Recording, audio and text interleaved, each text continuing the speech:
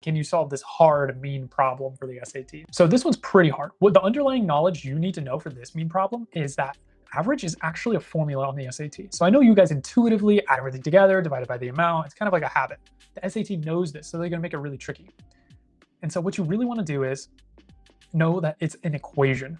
It's gonna be your mean equals the sum of the numbers over the total amount. And here's why that's important. It's because we don't have one data set here. We have A, B, and C. We have 3 data sets.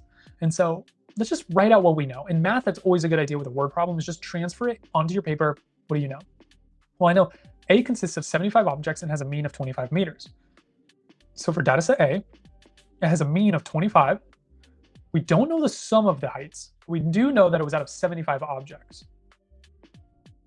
So do you see how we can now kind of see what we can solve for? Let's do B. B is height of 50 objects and a mean of 65. So 65 equals the sum of 50 objects. And then we have C. So C consists of the heights of 125 objects.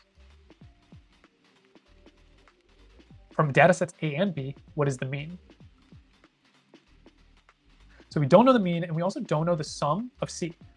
But it looks like we have all the objects of A and B. So wouldn't it make sense that the sum of C would also be the sums of both A and B? That's how you solve this. So we need to find the sum of A, which would be 75 times 25. And that'll be 1875. So when we know the sums of A are going to be 1875. That's correct. Let's find the sum of B, which would be 50 times 65.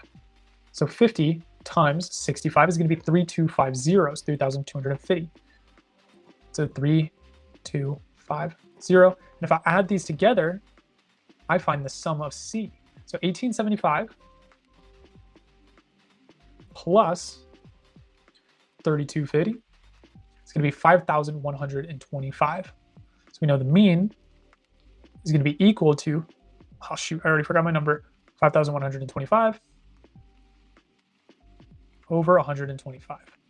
So if I just do that, I can find the answer to this question. So the correct answer for this question is 41.